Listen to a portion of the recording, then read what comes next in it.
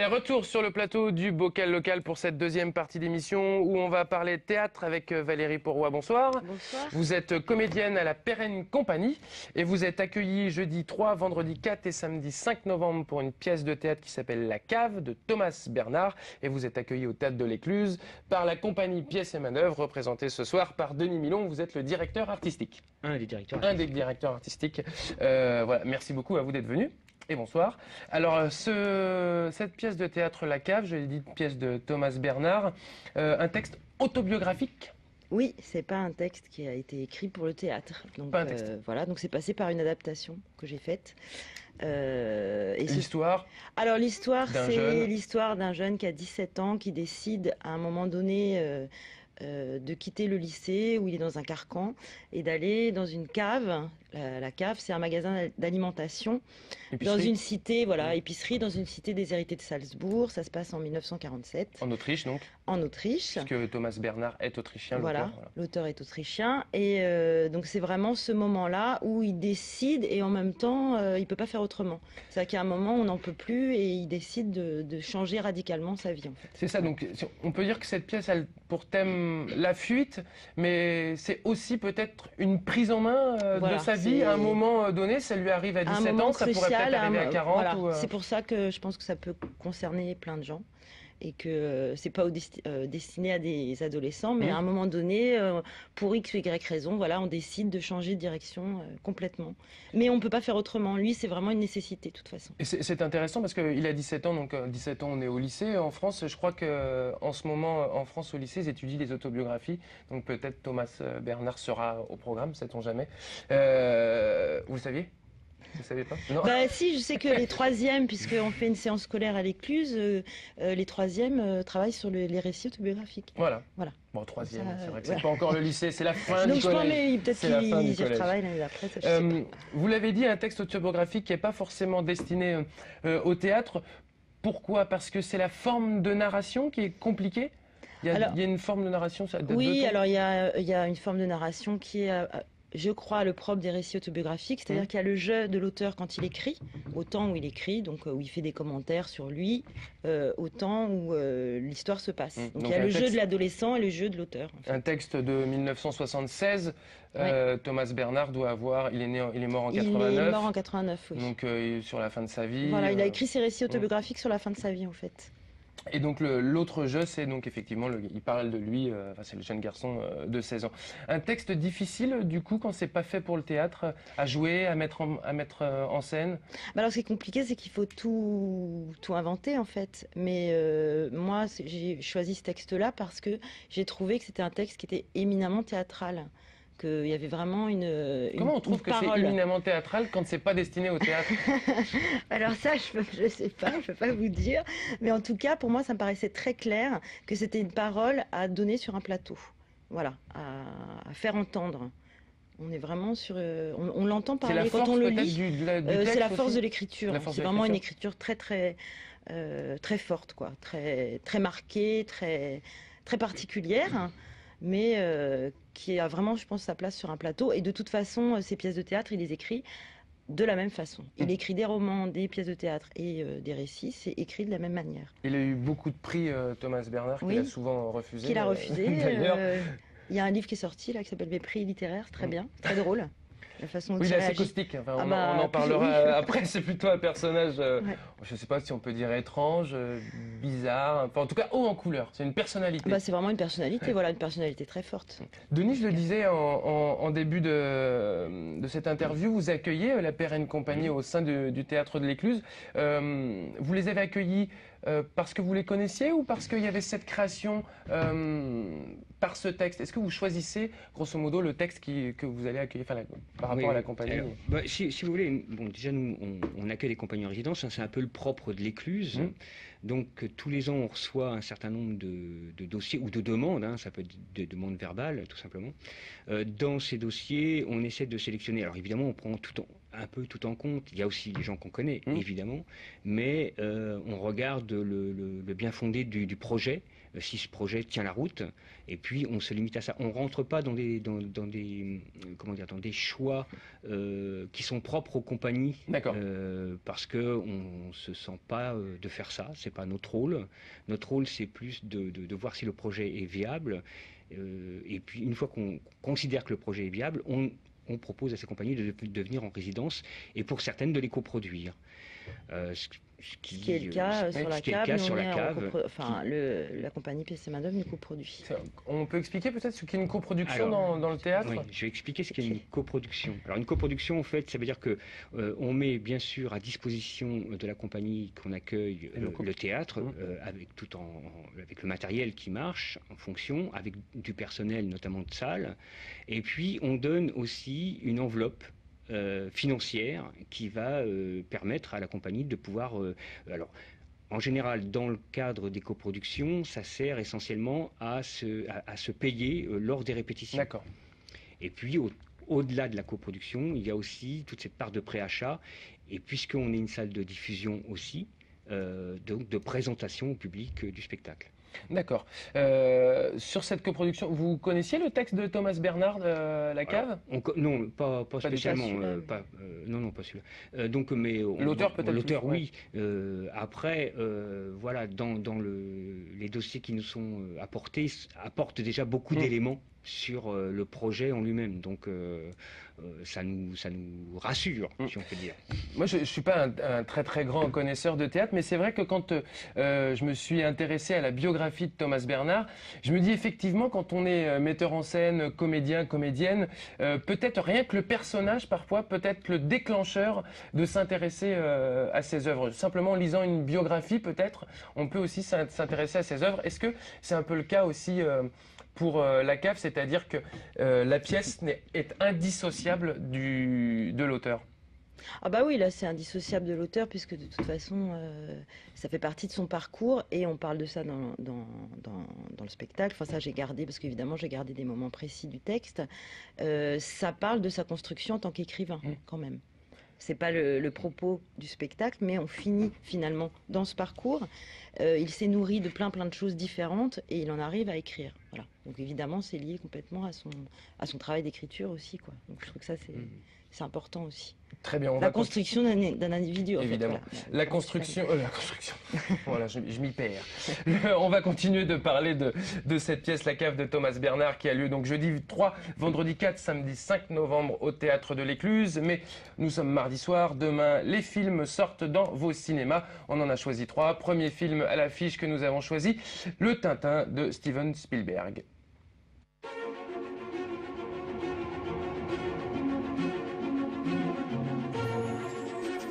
Milo, regarde ça. La licorne. C'est une pièce tout à fait unique. Le plus beau navire qui ait jamais vogué sur les 7 mers. Combien votre bateau? Il n'est pas à vendre?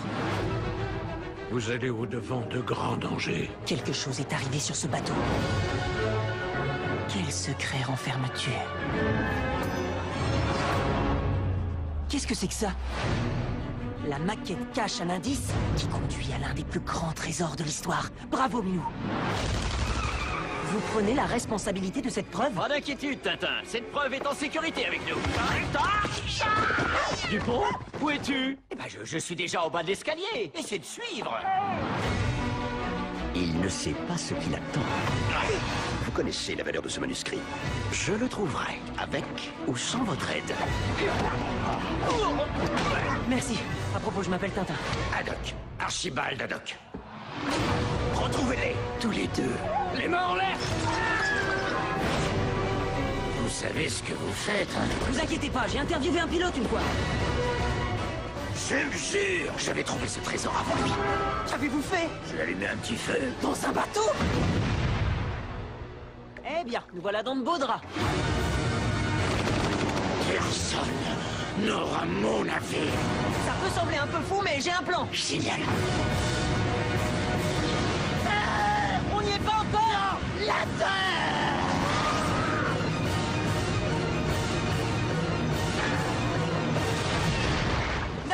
chose? Oh là là.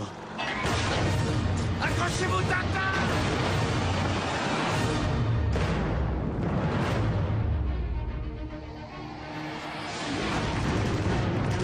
On ne peut plus faire machine arrière. Pas maintenant. Pas maintenant. Donc voilà, Tintin et le secret de la licorne, un film d'animation de Steven Spielberg avec les voix de Jamie Bell, Andy Serkis, Daniel Craig, entre autres. Deuxième film que nous avons choisi, un film français qui s'appelle De Force, avec Isabelle Adjani et Eric Cantona. L'histoire suite à une série de braquages non résolus. Les autorités décident de donner carte blanche au commandant Clara D'Amico afin de neutraliser un gang particulièrement organisé. Bande annonce. C'est parce qu'ils sont habillés tout en noir à chaque attaque qu'on les appelle les All Blacks. On a carte blanche. Makarov, vous êtes demandé au greffe. Je suis venu te proposer de travailler pour nous. Tu nous aides à solutionner une affaire qui nous emmerde. Et t'es libre. Complètement. Tu me connais suffisamment pour savoir que j'ai jamais marché avec les lardus. Sors de là, enculé! Couche-moi! Non mais attendez, vous êtes devenus fous, j'ai des condés ou quoi? Je te répète que je travaillerai jamais pour vous. C'est ce qu'on verra. Je sais bien que tu peux nous fausser compagnie à n'importe quel moment, mais ce serait pas très intelligent de ta part. Tiens, mais belle raclure. Non. Juste une flic ordinaire qui fait parfois des trucs qu'elle a pas très envie de faire. Manuel Makarov, une figure du milieu parisien, s'est ainsi évadé cet après-midi lors d'un transfert judiciaire. Les All Blacks. C'est une vraie équipe de tueurs. Des fous furieux. Tu as la conscience de ça? T'as pas le choix. Moi non plus, je crois. Vous avez conscience des risques qu'on fait courir à Makarov? Risquer la vie d'un multirécidiviste, ça me semble un moindre mal. Ouais. Pour plaire au pouvoir. J'ai failli me faire buter comme le dernier des clébards. Toi, tout ce qui t'intéresse, c'est de savoir si l'affaire est terminée. Je sais, mais maintenant on nage tous dans la même merde. J'ai peur pour toi. Qui c'est en face de moi? C'est ma mère ou c'est la flic? C'est pour toi que j'ai peur. Lâche-moi! Les mains sur la tête, je dis! C'est toi qui es venu me chercher. Alors tu me remets sur la bonne route et basta. Voilà, De Force avec Isabelle Adjani et Eric Cantona. On avait dit trois films, mais on n'a pas le temps. Le dernier film que je voulais vous proposer, c'était Les Marches du Pouvoir avec Georges Clooney. Vous irez le voir ou vous regarderez sur Internet les bandes annonces. Nous, on continue de parler de la pièce de théâtre La Cave de Thomas Bernard par la Perrenne Compagnie, accueillie au Théâtre de l'Écluse par la compagnie Pièces et Main d'œuvre. On en parlait juste avant les bandes annonces. Valérie, un texte difficile à jouer, à mettre en scène, puisque c'est pas forcément un texte qui était d'abord pour le théâtre. Et en plus, vous le jouez à deux femmes, alors que finalement, le héros, si j'ai envie de dire, comme ça, entre guillemets, hein, c'est un jeune et il est tout seul. Et c'est un homme, et il est tout voilà. Donc l'idée sur laquelle on est parti, en fait, c'était vraiment de partir de l'idée de la parole. C'est une parole que nous, on a envie de redonner. Et donc on est deux interprètes de ce texte-là, on redonne cette parole-là à notre façon. Et le dispositif scénique, c'est un théâtre qui met en place une perspective, qui donne l'idée du chemin, etc. Il y a une mise en abîme. Mais nous aussi, on est deux comédiennes. Et nous aussi, dans ce grand théâtre, on va fabriquer notre petit théâtre. Et on va jouer avec des objets, des petites choses. Vous fabriquez votre théâtre, mais vous fabriquez peut-être aussi le décor de la pièce, c'est-à-dire la cave. Qui bouge. Au début, il n'y a rien. Et petit à petit, les choses arrivent.